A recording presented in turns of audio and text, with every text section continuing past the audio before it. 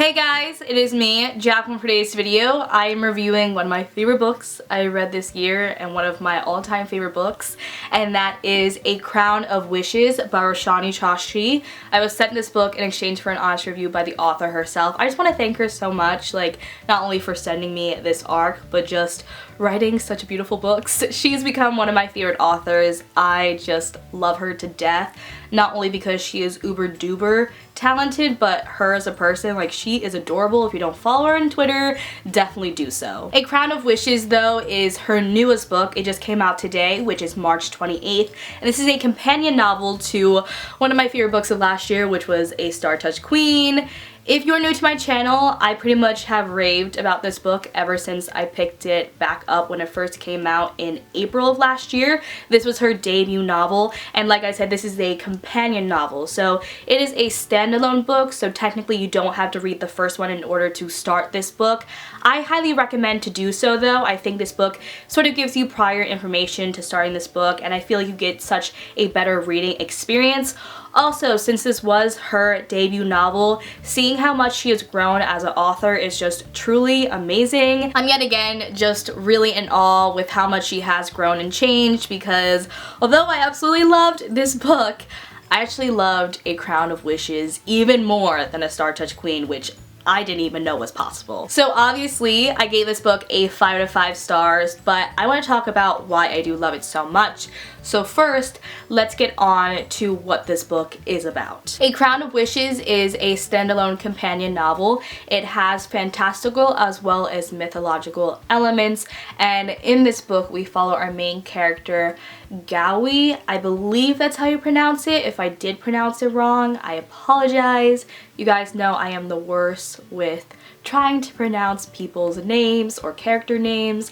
I really need to work on that. Moving along, Gawi is actually a princess, and she was captured because there was war going on in this world in which the story is taking place in, and what ends up happening is she sort of has an agreement with a prince from another kingdom in order for her to win her kingdom back. That's all I'm going to say. That's all you really need to know.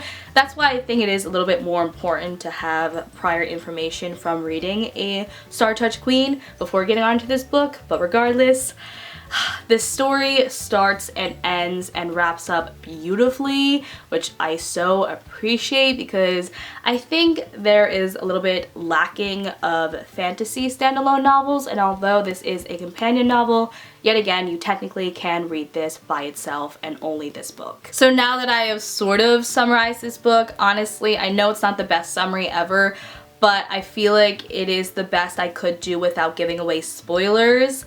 Yet again, it's just one of those books that you need to pick up and read for yourself because it is so magical, wonderful, beautiful. Anyway, let's get on to the pros and cons I had for this book, and I'm actually going to first start off with the cons. So you're probably wondering what possible cons I could have for a book that I've been highly praising pretty much this whole entire time I've been doing this review, and honestly, not even trying to be funny, I do not have any cons. I just cannot pinpoint one thing that I didn't love out of this book. And I've read this book already 3 times. I got the physical arc back in February, and I got a e-arc, I want to say a week after I got the physical arc. But seriously, I just love this story so much, and I can't even try to make up a con, because really this is my baby.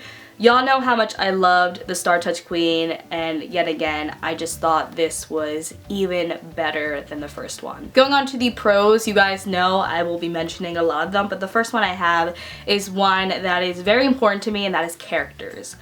Roshani Chokshi has such a beautiful way with formatting her stories and really grasping what she wants to accomplish, and one of my favorite things is how she really approaches her characters. Although this is a standalone novel, she doesn't hold back with making her characters very well-rounded individual people and almost like they are real-life people. I just really appreciate that. I connect to characters more when I actually feel they are very realistic in a sense, and I did entirely feel that. I honestly fell in love with these characters. Specifically, the love interest was so snarky and sassy. Like, there were moments that had me like cheesing so hard because this story is so precious in a sense to me that I couldn't help but like fall in love with the characters, but also just everything else. You guys know how much I also praise her writing. Her writing is one of the most beautiful things I have ever read in my life. Just the way that she formats her sentences, and I know a lot of people say sometimes it can be too much for them, but I don't know why. I just feel like it's very whimsical and magical, and it goes along with the atmosphere that is this book, because this is a fantasy mythological book, and so I find the writing style just goes so well with the story and the structure of this book, if that makes sense. And I can't really imagine it not being so beautifully like written. Moving along to the plot, I just really appreciate how she formats her stories. She starts and ends this book so beautifully, specifically the ending. Like, I could not ask for a better ending, and it doesn't leave you wanting more. I mean, I definitely want more because I'm obsessed with her and obsessed with these characters in this world, so I will take anything I could get, but it is one of those endings that just leaves it be in a sense, and I love the fact she's able to really wrap up her stories very well. And also, going along with the plot, I really enjoyed following her characters and how they had to deal with certain issues or situations, and what exactly were those issues and situations, and being able to see more of the world and more of the universe, figuring out new things, seeing different perspectives, stuff like that. I just loved it all. I can honestly talk about how much I love this book for hours upon hours. Honestly, I would just really recommend picking it up. I know a lot of people had some harsh things to say about the first book, but yet again, The Star Touch Queen was her debut novel. This is her second book. She had a lot of time in between writing these two books, and being able to see how much she has changed and how she really took back the feedback she received and improved, I am just in awe. I can't wait to see what else she's bringing out with. She has become an auto-buy author for me. I just love everything she writes. I have a few other like little novellas she has written and stuff like that on my iPad, which I also love.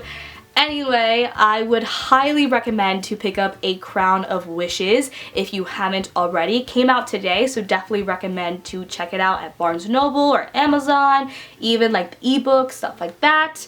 If you have read this book, please let me know what you thought of it down below in the comment section, and also let me know what you thought of my review down below. Give this video a thumbs up, and don't forget to subscribe to see more videos from me later on, and I will see you guys in my next video. Bye!